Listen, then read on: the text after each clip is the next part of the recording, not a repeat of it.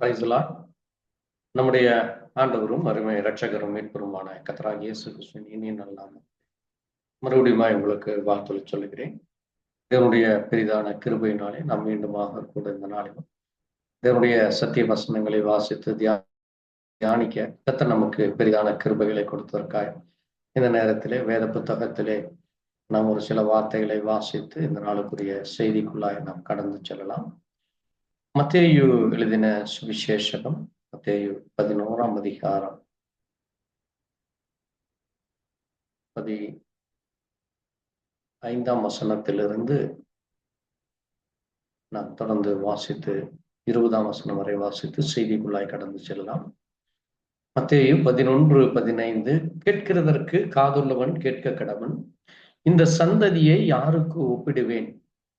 சந்தை வழிகளில் உட்கார்ந்து தங்கள் தோழர்களை பார்த்து, உங்களுக்காக குழல் ஊதினோம், நீங்கள் கூத்தாடவில்லை, உங்களுக்காக புலம்பினோம், நீங்கள் மாரடிக்கவில்லை என்று குறை சொல்லுகிற பிள்ளைகளுக்கு ஒப்பாய் இருக்கு. எப்படியெனில் யோவான் போஜனம் பண்ணாதவனாய் வந்தான், அதற்கு அவர்கள் அவன் பிசாசு பிடித்திருக்கிறவன் என்றார். மனுஷகுமாரன் போஜனம் பண்ணுகிறாய் வந்தார், அதற்கு அவர்கள் இதோ போஜன பிரியனும் மதுபான பிரியனுமான மனுஷன் ஆயக்காரருக்கும் பாவிகளுக்கும் சிநேகிதர் என்றார். ஆகிலும் ஞானமானது அதன் பிள்ளைகளால் நீதி உள்ளது என்று ஒப்புக்கொள்ளப்படும் என்றார். அப்பொழுது தமது பலத்த செய்கைகளில் அதிகமானவளை செய்ய கண்ட பட்டணங்கள் மனம் திரும்பாமல் போனபடியால் அவைகளை அவர் கடிந்து கொள்ளத் தொடங்கினார் என்பதை நம்ம ஒரு நிமிஷம் ஜெபித்து செய்திக்குள்ளாய் கடந்து செல்லலாம். எங்களை நேசிக்கிற நல்ல ஆண்டவரே, வானத்தையும் பூமியை படைத்த சர்வ வல்லமையுள்ள தேவனே, கர்த்தராகிய இயேசு கிறிஸ்துவே, அருமையான நேரத்திலே வாசித்து தியானிக்கிறவனுடைய சத்திய வார்த்தைகளுக்காக நன்றி செலுத்துகிறோம். நீரே வானத்தையும் பூமியும் அதன் கீழுள்ள சகல சிருஷ்டிகளை படைத்த சர்வ வல்லமையுள்ள தேவனாக இருக்கிறீரப்பா. நீரே மகிமையும் மகத்துவனை உடைய தேவனாயும் அப்படிப்பட்ட தேவனாகி உமக்கு இந்த வேலையில நன்றி சொல்லி வாசித்து உடைய வார்த்தைக்காய் நன்றி செலுத்துகிறோம். காதுள்ளவன் கேட்க கடவன் என்று ஆண்டவரே, இதோ நீர் இந்த பூமியில இருந்த பொழுதுமை குறித்து அன்றைக்கு இருந்த ஜனங்கள் என்ன பேசினார்கள், யோவானை குறித்து என்ன பேசினார்கள் என்றும், அது போல நீர் அநேக ஜனங்களுக்கு நீர் சத்தியத்தை சொல்லி ஜனங்களை நீர் ஆண்டவரே உடைய வார்த்தை என்னும் மன்னாவினால் ஆண்டவரே ஆவிக்குரிய மன்னாவினாலும் நீர் போஷித்திருப்பா. ஆனாலும் அந்த ஜனங்களுடைய இருதயம் மனம் திரும்பாமல் போனபடியா நீர் அந்த பட்டணத்தை கடிந்து கொண்டிருப்பா. இந்த நாட்டிலே வாசித்த வார்த்தைகள் மூலமா எங்களுடைய நாட்களிலே காணப்படுகிற காரியங்களை, அதிலே சொல்லப்பட்டிருக்கிற காரியத்தை ஒப்பிட்டு பார்த்து இன்றைக்கு நாங்கள் ஜீவிக்கிற இந்த தேசம், இந்த பட்டணம் எப்படி இருக்கிறது என்று ஒரு விஷயம் கூட அதை தியானிக்க ஆண்டவரே, அதை குறித்து மகிமையான ஆசீர்வாதமான காரியங்களை குறித்து அறிந்து கொள்ள கர்த்தர் இரக்கம். இது கேட்கிற ஒவ்வொருடைய செவிகளையும் இருதயத்தையும் நீர்தாமை திறந்தரும். எங்கள் ஒவ்வொருவருக்கும் உணர்வைத்தார் தேவ கிருபையை தர வேண்டுமா இயேசு கிறிஸ்துவின் பரிசுத்த நாமத்திலே ஆமென். கர்த்தர் தாமே எங்கள் ஒவ்வொருவரையும் ஆசீர்வதிப்பாராக. இந்த நேரத்திலே கொடுக்க போகிற செய்தியின் தலைப்பானது அவிசுவாசமாகிய பாவம் என்கிற செய்தியின் தலைப்பிலே நாம் இன்றைக்கு தியானிக்க போகிறோம். இங்கே ஆண்டவர் இயேசு கிறிஸ்து அவர் இந்த பூமியிலே மனிதகுமாரனாக வந்து தன்னை அங்கே அவருடைய ஜீவியத்திலே அநேக நன்மைகளை, அநேக அதிசயங்களை, ஆசீர்வாதமான காரியங்களை, அற்புதமான காரியங்களை அவர் செய்தார். ஆனாலும் அவர் எந்தெந்த பட்டணங்களுக்கு சென்று என்னென்ன காரியங்களை செய்தார்களோ அந்த பட்டணங்கள் மனம் திரும்பாமல் போனபடியானால் அவைகளை ஆண்டவர் அங்கே கடிந்து கொள்கிறார் என்று நாம் அங்கே பார்க்கிறோம்.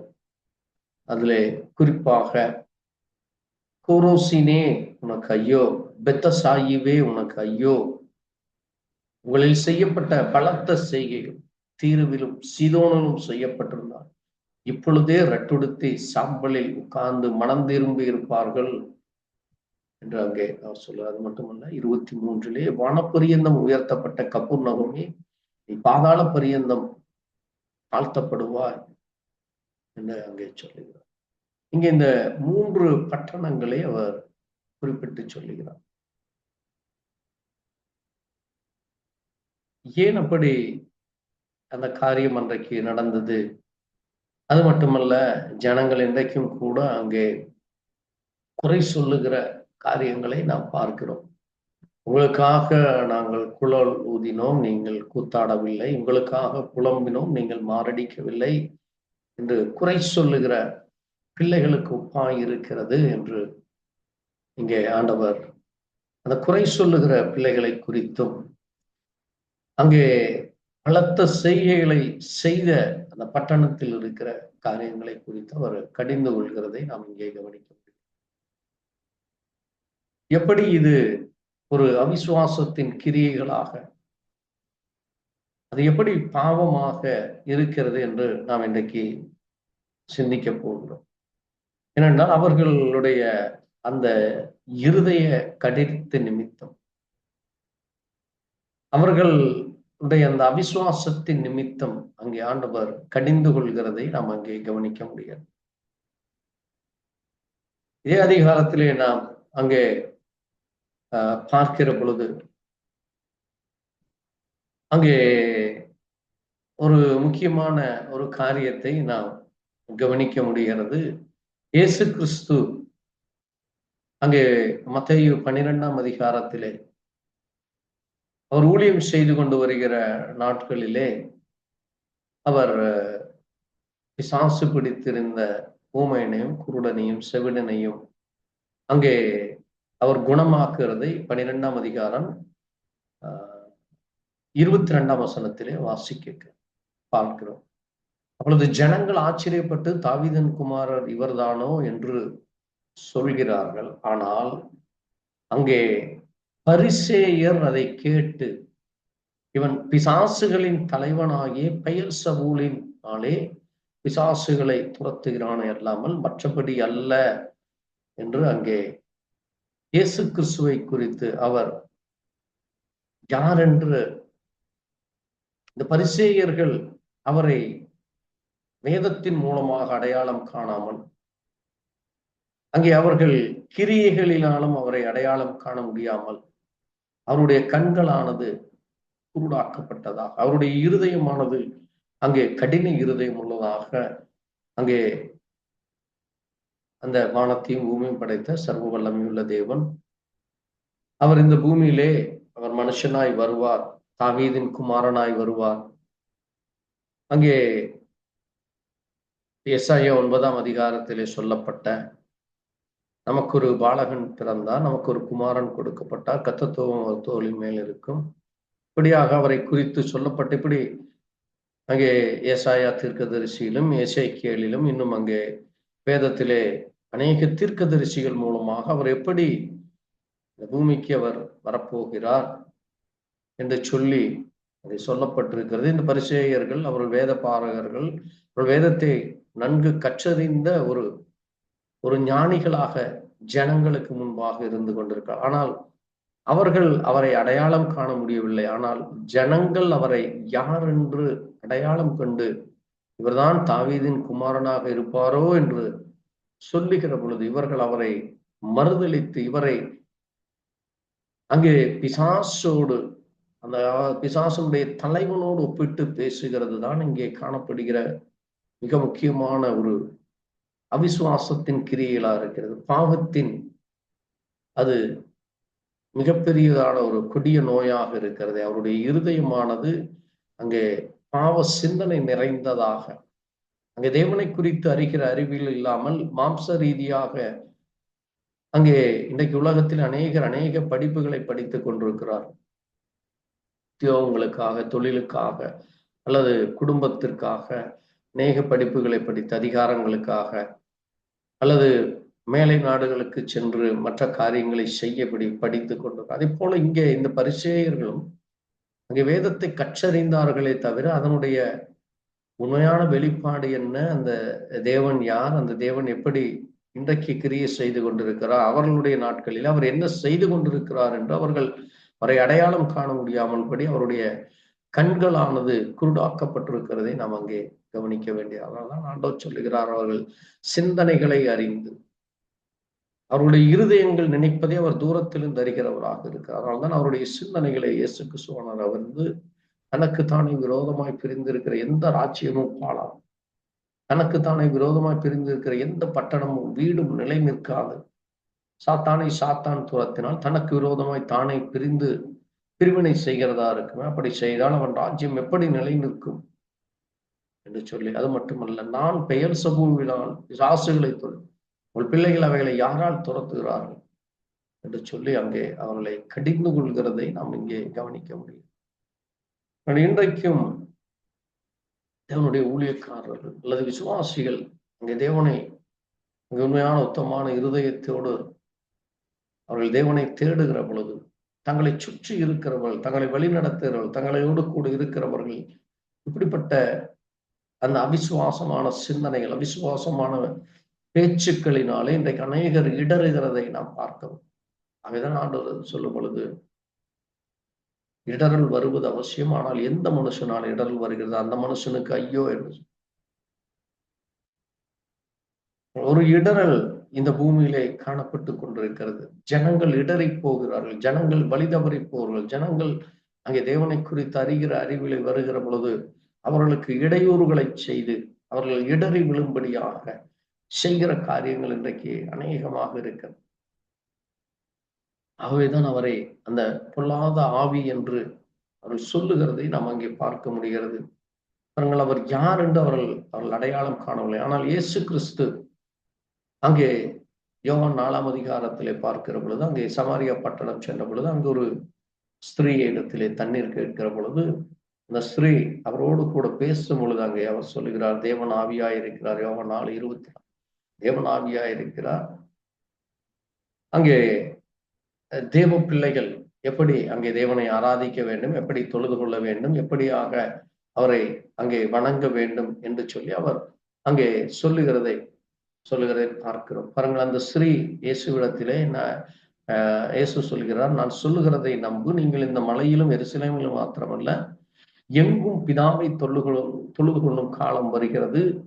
நீங்கள் அறியாததை தொழுது கொள்கிறீர்கள், நாங்கள் அறிந்ததை தொழுது கொள்கிறோம். ஏனென்றால் ரட்சிப்பு யூதர் வழியாய் வருகிறது என்று சொல்லி உண்மையாய் தொழுது கொள்கிறோம். பிதாவை ஆவியோடும் உண்மையோடும் தொழுது கொள்ளும் காலம் வரும், இப்பொழுதே வந்திருக்கிறது. நம்மை தொழுது கொள்கள் இப்படியாக இருக்க வேண்டும் என்று பிதாவானவர் விரும்புகிறார்.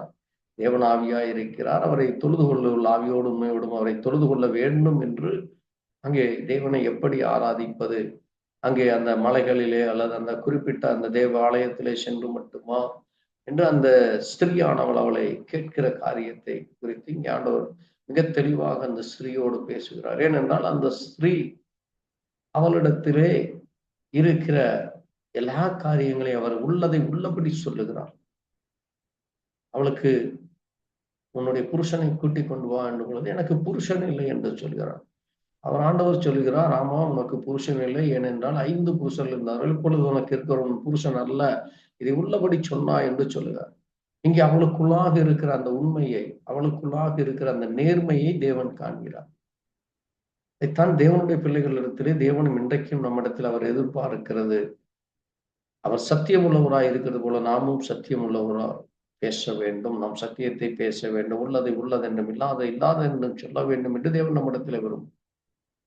தேவனுக்கு பிரியமில்லாத காரியத்தை பேசிக்கொண்டு தேவனுடைய ஆவியானவருக்கு விரோதமாக இன்னைக்கு காணப்படுகிற எல்லா அருவருப்பின் கிரியைகள், அவிசுவாசத்தின் கிரியைகளினாலே ஜனங்கள் தேவனை தொடர்ந்து பின்பற்றி கொண்டு வராமல் அல்லது ஜனங்கள் தேவனை குறித்து இன்னும் அதிகமாய் அறிந்து கொள்ள முடியாதபடி இன்றைக்கு அநேக இடரல்களை, அநேக குழப்பங்களை இன்றைக்கு வேதத்தை கற்றிருக்கிறோம், வேதத்தை குறித்து பேசுகிறோம் என்று சொல்லி ஜனங்களை அங்கே தாறுமாறாக்குகிற கிரியைகளை, தாறுமாறாக்குகிற பிசாசினுடைய தந்திரங்களுக்கு, அங்கே உலக காரியங்களுக்கு தங்களை விற்று போடுகிற ஜனங்கள் அதிகரித்து கொண்டு வருகிறதை நாம் பார்க்க முடியும்.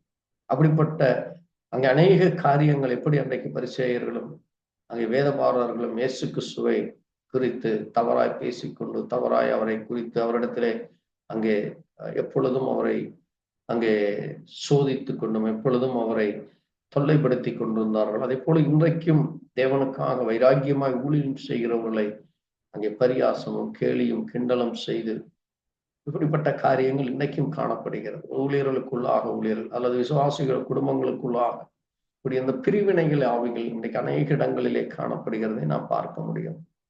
அவர்கள் உண்மையாகவே ஒரு தேவ மனிதர்கள் தேவனை சந்திக்க வேண்டுமானால் இங்கே இந்த ஸ்திரீ அங்கே தேவனை நேரடியாக சந்திக்கிறதை பார்க்கும்.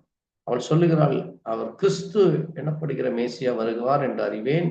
அவர் வரும் பொழுது எல்லாவற்றையும் நமக்கு அறிவிப்பார் என்று அவரிடத்திலே அவரை குறித்து அவள் சொல்லுகிறார். பாருங்கள், அவள் ஒரு அந்நிய ஸ்திரீயாக இருக்கிறாள். அவள் ஒரு சமாரிய ஸ்திரீயாக, ஆனாலும் அவள் வேதத்தை நன்கு அறிந்த, அவள் பார்வையிலே ஒரு விபச்சாரியை போல 5 புருஷர்களுக்கு அவளுக்கு இருந்தார்கள். அவள் ஒரு விபச்சாரியை போல காணப்பட்டாலும், வேசித்தனம் செய்கிறவளாக காணப்பட்டாலும், அவளுக்குள்ளாக இருந்த அந்த தேவனை தேடுகிற, தேவனுக்கு பயப்படுகிற பயம், அவள் தேவனுடைய வார்த்தையை குறித்தான அந்த வெளிப்பாடு அவளுக்குள்ளாக இருக்கிறதை நாம் கவனிக்கவும்.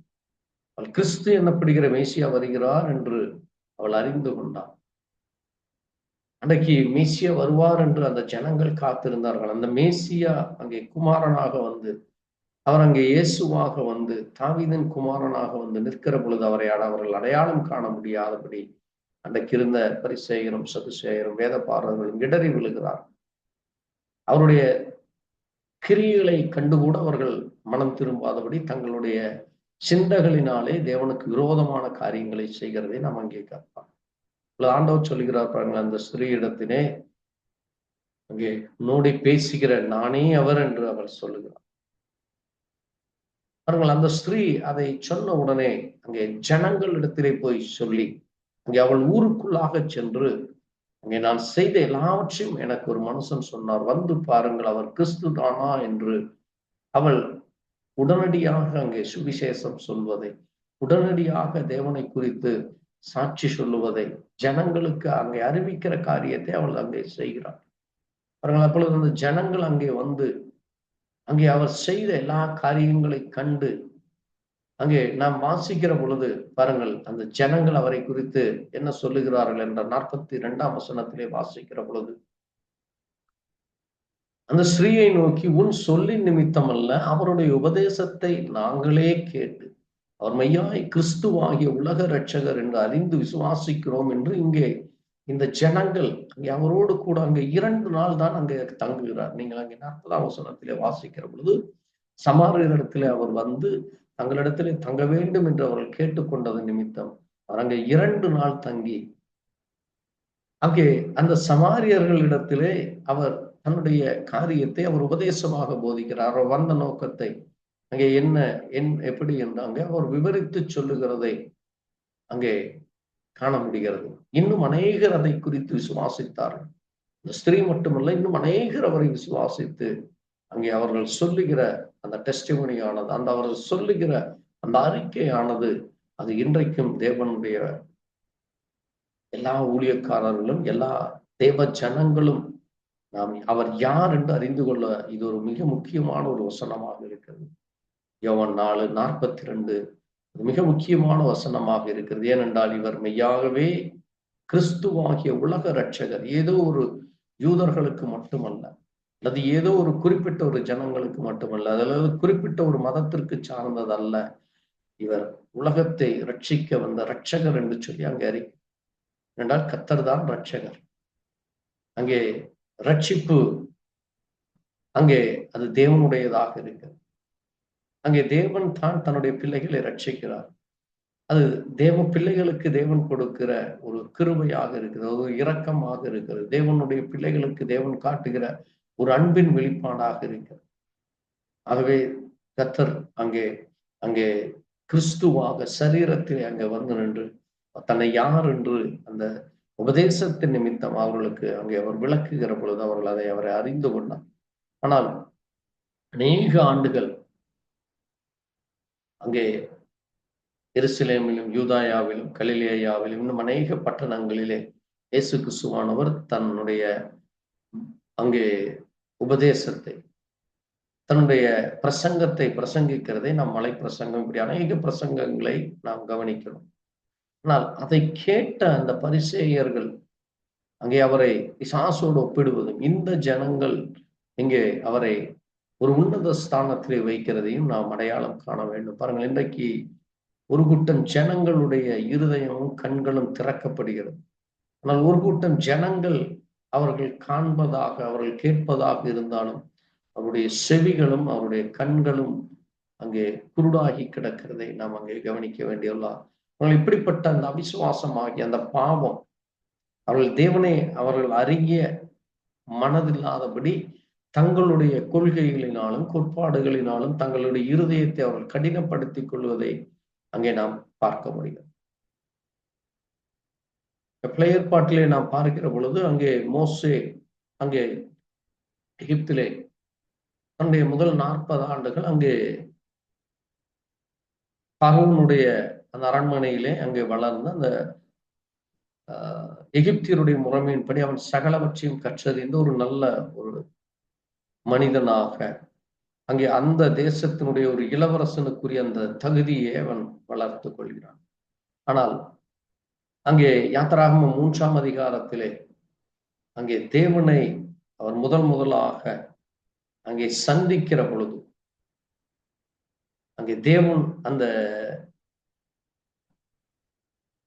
புற்செடியிலே தேவன் அங்கே அக்கினியாக வெளிப்பட்டு அந்த பாலைவன அனுபவமானது அவரை முற்றிலுமாக மாற்றி விடுகிறார். ஆகவேதான் நாமும் அந்த back of the desert experience என்று சொல்லப்படுகிற அந்த அனுபவத்திற்குள்ளாக நம்ம வர வேண்டும். தேவனை சந்திக்கிற அனுபவம் நமக்குள்ளாக வர வேண்டும். தேவனை சந்திப்பது என்பது நாம் வேதத்திலே மட்டுமே தேவனை சந்திக்க முடியும்.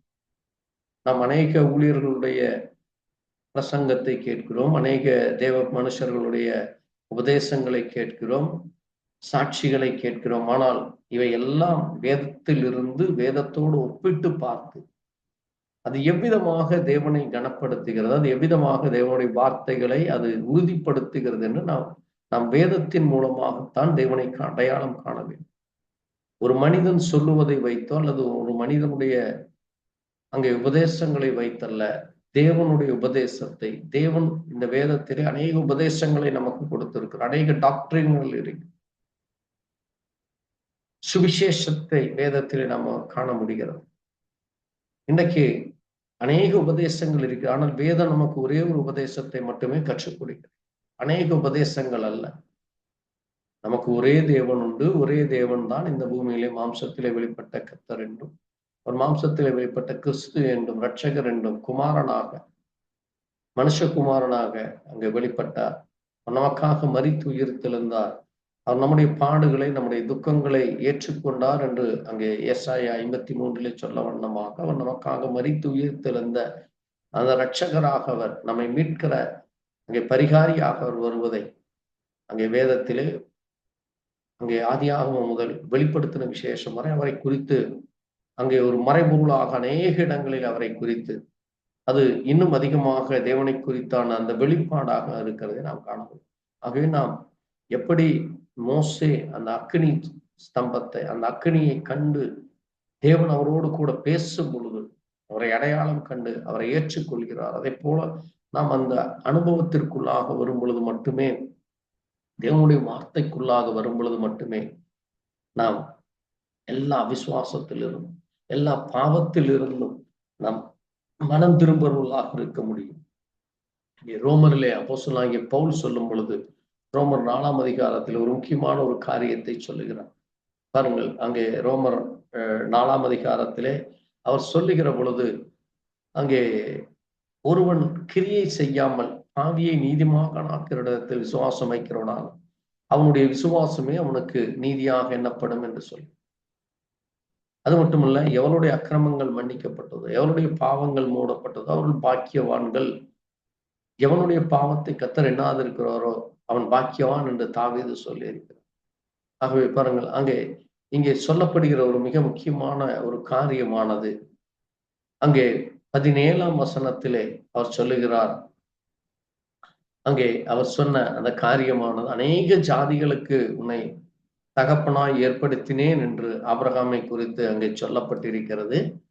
அங்கே விசுவாசித்தோருமாய் மரித்தோரை உயிர்ப்பித்து இல்லாதவைகளை இருக்கிறவை போல் அழைக்கிறமாய் இருக்கிற தேவனுக்கு முன்பாக நாம் எல்லோருக்கும் அவன் தகப்பனார்.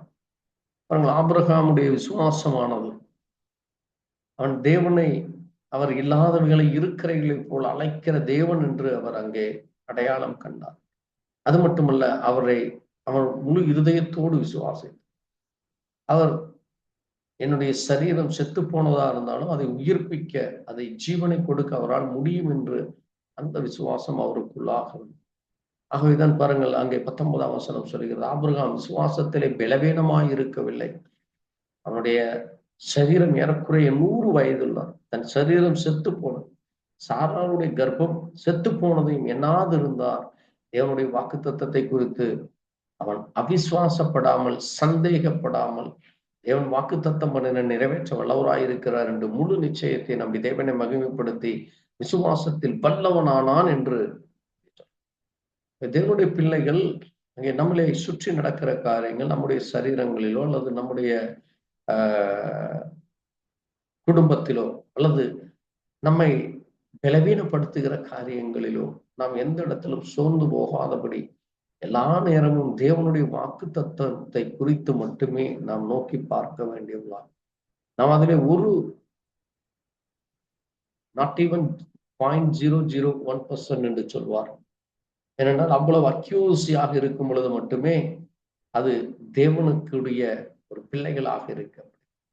எப்படி ஒரு ராக்கெட் செய்வதற்கு அல்லது ஒரு துப்பாக்கி செய்வதற்கு அங்கே அந்த குண்டானது அது சரியாக அதிலே பொருந்த வேண்டும், அல்லாவிட்டால் அந்த குண்டு அதிலிருந்து விழுந்து. அதே போல ராக்கெட்டுக்குரிய ஒரு சில பொருட்கள் அது சரியாக செய்யப்படுகிறாங்க, நட்டும் ஸ்க்ரூ என்று சொல்லுவார். அது சரியாக பொருந்தப்படவில்லை என்றால் அந்த வாகனம் விபத்திற்குள்ளாகிவிடும். அதே போல தேவனுடைய பிள்ளைகள் அங்கே சரியாக தேவனுடைய வாக்குத்தத்தத்தை பெற்றுக்கொள்ள நாம் அதோடு கூட நம்மை இணைத்துக் கொள்ள வேண்டும். அப்படி இணைக்காமல் நாம் ஒரு அவிசுவாசத்தோடு, ஒரு பயத்தோடு, ஒரு நடுக்கத்தோடு, ஒரு குழப்பத்தோடு, அல்லது அது நடக்குமா நடக்காதா என்று இருமனம் உள்ளவர்களாக அல்லாதபடி அங்கே எப்படி ஆபிரகாம் அந்த வாக்குத்தத்தத்தை குறித்து அவிசுவாசப்படாமல், சந்தேகப்படாமல் அவர் நிறைவேற்ற வல்லவராய் இருக்கிறார் என்று முழு நிச்சயமாய் நம்பி, அது மட்டுமல்ல தேவனை மகிமைப்படுத்தி கொண்டே இருந்தார். அது மட்டுமல்ல, அந்த விசுவாசத்திலே அவர் வல்லவரானார் என்று அங்கே சொல்லப்பட்டது. நான் தேவனுடைய பிள்ளைகளுக்கு தேவன் கொடுக்கிற ஒரு ஆசீர்வாதமாக. இன்னைக்கு எவ்வளவு பேர் இப்படிப்பட்ட காரியங்களிலே விசுவாசத்திலே வல்லவர்களா, அங்கே பலவீனமான காரியங்களை குறித்து நாம் கவலைப்பட்டு கொண்டிருக்கிறோம். பலவீனத்தை குறித்து அல்லது நம்மை சுற்றி நடக்கிற போராட்டங்களை குறித்து, நம்மை சுற்றி நடக்கிற அங்கே எந்த நேரமும் பிசாசானோ நம்மை விழுங்க பார்க்கிற காரியங்களை குறித்து நாம் ஒரு பயத்தோடு, நடுக்கத்தோடு, கலக்கத்தோடு இருக்கும் பொழுது அது நம்மை பலவீனப்படுத்திவிடும். அதனால்தான் ஆண்டவர் அங்கே சொல்லும் பொழுது, பயப்படாதே, நான் உன்னோடு கூட இரு, திகையாதே, கலங்காதே, நான் உன் தேவன் என்று சொல்லி அவர் நமக்கு அநேக வாக்குத்தத்தங்களை. தேவனுடைய பிள்ளைகள் நாம் எந்த காரியத்தை குறித்து கலங்காதபடி, திகையாதபடி, பயப்படாதபடி நாம் தேவனுடைய வாக்கு தத்தத்தை, தேவனுடைய வார்த்தைகளை மட்டும் நாம் நோக்கி பார்க்கிறவர்களாக இருக்க வேண்டும். அப்படி இல்லாவிட்டால் நம்முடைய எதிராளியாகிய சாத்தான் நம்மை எவ்விதத்தில் ஆவது நம்மை ஆபத்திற்குள்ளாகும், அல்லது பலவீனப்படுத்தும்படியாக, அல்லது நம்மை அங்கே தேவனுக்கு பிரியமில்லாத காரியங்களை செய்யும்படியாக நம்மை அவன் தவற வைத்து விடுவதிலே அவன் வல்லவனாக இருக்கான். ஆகவே நாம் விசுவாசத்திலே வல்லவனாக இருக்க வேண்டும். அவனுக்கு நாம் இடம் கொடாதபடி, எப்படி அங்கே அந்த பரிசேயர்கள் அவரை குறித்து பேசி அங்கே அவர்களுடைய இருதயம் கடினப்பட்டது. அங்கே அந்த பட்டணமானது மனம் திரும்பாமல் அங்கே இருதயம் கடினப்படுகிறது. அந்த ஜனங்களுடைய இருதயம் கடினப்படுகிறது நாம் காண முடிகிறது. அது நமக்கு மிக அவசியமாக அறிந்து கொள்ள வேண்டிய காரியங்களாகும். இன்னும் ஒரு காரியத்தை நாம் கவனித்து நாம் இந்த செய்தியை முடிக்கலாம். இங்கே ஆண்டவர் அந்த 3 பட்டணங்களை குறித்து பேசினதை பார்க்கிறோம். யோனாவை குறித்து நாம் அறிந்திருக்கிறோம், அந்த நினிவே பட்டணத்தை நாம் அறிவோம்.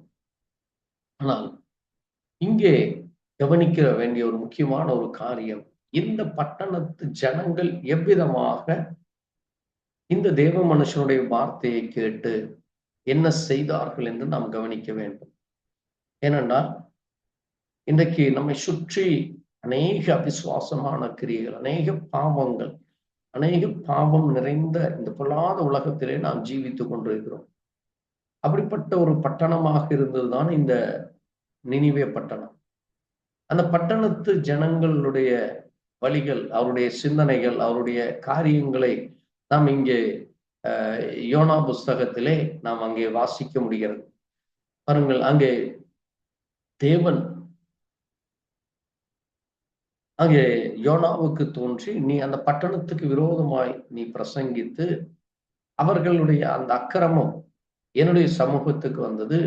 ஆகவே நீ அந்த பட்டணத்திற்கு போய் நீ அந்த பட்டணத்து ஜனங்களிடத்திலே நான் சொல்லுகிறதை நீ சொல்லு என்று அங்கே ஆண்டவர் சொல்கிறார். ஆனால் யோனா என்ன செய்கிறான் என்றால், அங்கே தான் போய் அப்படி சொன்னால் இந்த பட்டணத்துக்காரர்கள் தன்னை கொண்டு ஓடுவார்கள், அல்லது அந்த பட்டணத்திலே இருக்கிறவர்கள் மனம் திரும்பாமல் அவர்கள் அங்கே தன்னைக்கு ஏதாவது செய்து விடுவார்கள் என்கிற அந்த ஒரு உள்ளான பயம் அவனுடைய இருதயத்திற்குள்ளாகும். ஆனால் பாருங்கள், அவன் அங்கே ஒரு கர்த்தருடைய சமூகத்திலிருந்து விலகி ஓடி தர்ஷீஷு என்கிற ஒரு பட்டணத்திற்கு போகும்படியாக எழுந்து அவன் யோப்பா போய் அங்கிருந்து தர்ஷீஷுக்கு போகிற ஒரு கப்பலை கண்டு அதற்கு பணம் கொடுத்து அங்கே தேவனுடைய சந்ததியை விட்டு அங்கே அந்த கப்பலுக்கு போகிறான். கர்த்தர் அந்த சமுத்திரத்தில் பெருங்காற்றை வடவை அங்கே கடலிலே அந்த கப்பல் உடையும்படியாக ஒரு பெரிய கொந்தளிப்பு ஏற்படும். அப்பொழுது அந்த கப்பல் ஓட்டி அங்கே இந்த காரியங்களை செய்து அங்கே யோனாவின் இடத்திலே வந்து, நீ எழுந்திருந்து உன் தேவனிடத்திலே வேண்டிக்கொள், நாம் அழுது போகாதபடி சாமி ஒருவேளை நம்மை நினைத்தருள்வார் என்று சொல்லி. இன்னைக்கு அநேகர் பாருங்கள் அங்கே சுவாமி என்று சொல்லி சொல்வதை நாம் கவனிக்கிறோம். வேதத்தின்படி இந்த சுவாமி என்று சொல்லுகிற இந்த மாலுமியானவன் ஒரு புரஜாதியனாக, ஒரு அவிசுவாசியாக இருக்கிறார். ஆகவேதான் அவர்கள் அந்த சுவாமி என்கிற வார்த்தையை அது புரஜாதிகளுடைய வார்த்தை. தேவ பிள்ளைகள் நாம் தேவனை கர்த்தர் என்றும் இரட்சகர் என்றும் தேவனுடைய பிள்ளைகள் என்று நமக்கு அநேக வேத வசனங்கள் வேதத்தில் இருக்கிறது, தேவனை நாம் எப்படி அழைக்க வேண்டும் என்று. ஆனால் இந்த வார்த்தையானது, சுவாமி என்கிற வார்த்தையானது, அது ஒரு பிரஜாதிகளுடைய வார்த்தையா இருக்கிறது. அது மட்டுமல்ல, இங்கே இந்தியாவிலே அது சொல்லப்படுகிற ஒரு பிரஜாதிகளுடைய வார்த்தையாக இருக்கும். ஆகவேதான் அங்கே பாருங்கள், யார் நிமித்தம் ஆபத்து நேரிடுகிறது என்று அங்கே சீட்டு போட்டு பார்க்கிறது. யோனாவின் பேரிலே வந்த பொழுது அங்கே அவனை குறித்து விசாரிக்கிறார்கள். அவன் சொல்லுகிறான், நான் எபிரேயன், அங்கே சமுத்திரத்தையும் பூமியும் உண்டாக்கின கர்த்தரிடத்திலே நான் பயபக்தி உள்ளவன், ஆனால் கர்த்தருடைய சமூகத்தில் இருந்து நான் விலகி ஓடுகிறேன் என்று நான் அந்த மனுஷன் அதை சொல்லும் பொழுது அவர்கள் பயந்து, ஏன் இப்படி செய்தா என்று சொல்லும் பொழுது அங்கே கடல் கொந்தளிப்பா இருக்கிற பொழுது சமுத்திரம், நான் உனக்கு என்ன செய்ய வேண்டும் என்று சொல்லும், என்னை கடலிலே போட்டு விடுங்கள் என்று சொல்லுகிறார். பாருங்கள், அங்கே அவர் போட்டு விடுகிற பொழுது அங்கே ஒரு காரியத்தை கர்த்தர் அங்கே செய்ததை நாம் அங்கே கவனிக்கிறோம். அங்கே நாம் பார்க்கிற பொழுது அந்த இடத்திலே கர்த்தர் ஒரு பெரிய மீனை ஒன்றை ஆயத்தம் பண்ணி வைத்திருக்கிறார். அந்த மீன் வயிற்றிலே யோனா 3 நாள் இருக்க வேண்டியதற்கு இருக்கிறது. அது ஒரு ரகசியமாக இருக்கிறது. கர்த்தருக்கு சித்தமானால் அதை நாம் முதல்ல தியானித்திருக்கிறோம். தொடர்ந்து அந்த காரியங்களை நாம் தியானிக்கலாம். இங்கே நாம் இந்த நினிவே பட்டணத்திற்கு சென்று அவர் அங்கே அந்த பட்டணத்திற்கு விரோதமாக கட்டளையிடுகிறதை அங்கே அவர் போய் பேசுகிறதை பார்க்கிறோம். இந்த மீனுக்கும் இந்த நினிவே பட்டணத்திற்கும் என்ன சம்பந்தம், ஏன் நினிவே பட்டணம் என்று ஆண்டவருக்கு சித்தமானால் நாம் அதை ஒரு நாள் தியானிக்கலாம். நாம் இதை முன்பாகவே சபைகளிலே செய்தி கொடுக்கப்பட்டிருக்கிறது. கர்த்தருக்கு சித்தமானால் நம்ம யூடியூப் வழியாக நம்முடைய alpha omega voice of God மூலமாக இன்னும் ஒரு முறை கூட அதை குறித்து நாம் தியானிக்கலாம். இங்கே நாம் கவனிக்க வேண்டிய ஒரு முக்கியமான காரியம், அங்கே நினிவே பட்டணத்திற்கு யோனா சென்று அங்கே தேவன் சொன்ன வார்த்தைகளை சொல்லும் பொழுது அந்த பட்டணம் மிகப்பெரிய பட்டணமாக, அது ஒரு மிகப்பெரிய ஒரு விஸ்தாரமான பட்டணமாக இருக்கிறதா. அங்கே அவர் சொல்லுகிறார், இன்னும் 40 நாள் உண்டு இந்த பட்டணம் கவிழ்க்கப்படும் என்று சொல்லுகிற பொழுது இந்த செய்தியானது ராஜாவின் இடத்துல எட்டு அவர்கள் அனைவரும் அங்கே நாம் கவனிக்கிற பொழுது மிக முக்கியமாக கவனிக்க வேண்டியது அந்த 7ஆம் வசனம்.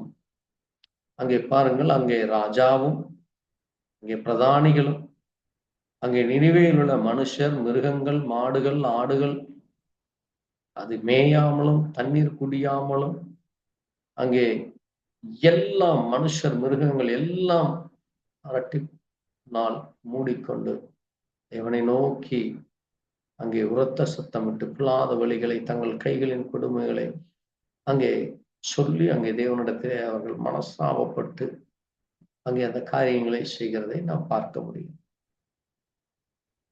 இந்த காரியத்தை கத்தர் கண்டு அவர்களுக்கு சொல்லி இருந்த அந்த தீங்கை குறித்து அவர் அதை செய்யாதிருந்தார் என்று இங்கே வாசி. நாம் கவனித்த ஒரு முக்கியமான காரியம் என்னவென்றால், தேவ சமூகத்திலே எந்த ஒரு மனிதன் தன்னை தாழ்த்தும் பொழுது, தனக்குள் இருக்கிற அந்த குற்றங்களை, அந்த அக்கிரமங்களை, பாவங்களை அறிக்கை செய்யும் பொழுது கத்தர் இன்றைக்கும் அவர் மன்னிக்கிறவராகவே இருக்கு. அங்கே அந்த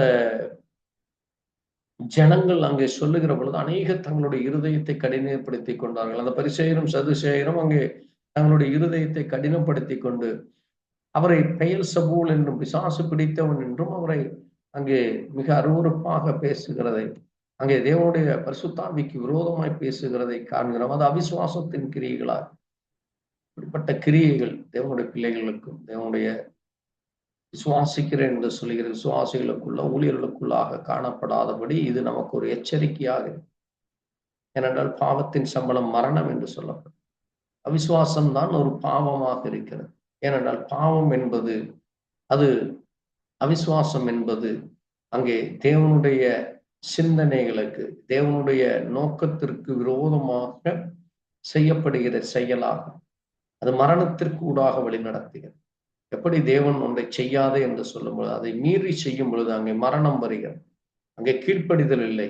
அங்கே தேவனுடைய வார்த்தைக்கு உரிய அங்கே மரியாதை இல்லை. அந்த கனம் இல்லாததுனால என்னை கனவீனப்படுத்துவேன், நான் கனவீனப்படுத்துவேன் என்று அவர் சொல்லுகிறார்.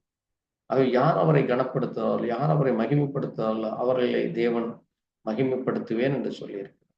ஆக தேவனுடைய பிள்ளைகளாகிய நாம் தேவனுடைய சத்தத்தை கேட்டு, தேவனுடைய வார்த்தைகளை கேட்டு நாம் மிகவும் அவரை கனப்படுத்தி மகிமைப்படுத்தி அவருடைய வார்த்தைக்கு கீழ்ப்படிந்தவர்களாக இருக்கும் பொழுது நம்முடைய எல்லா விசுவாசத்தை எடுத்து போட்டு நம்முடைய பாவத்தை, அக்கிரமத்தை, மீறுதலை மன்னிக்கிற பரிகாரியாக, பரிசுத்தமாக, உண்மையுள்ளவர்களாக நமக்கு நன்மைகளையும் செய்கிறார். அப்படிப்பட்ட தேவனிடத்திலே நம்ம ஒரு விஷயம் கூட நம்மில் ஏதாவது குற்றங்கள், குறைகள், பாவங்கள், அக்கிரமங்கள் இருந்தால் இந்த வேலையில அறிக்கை செய்யும்.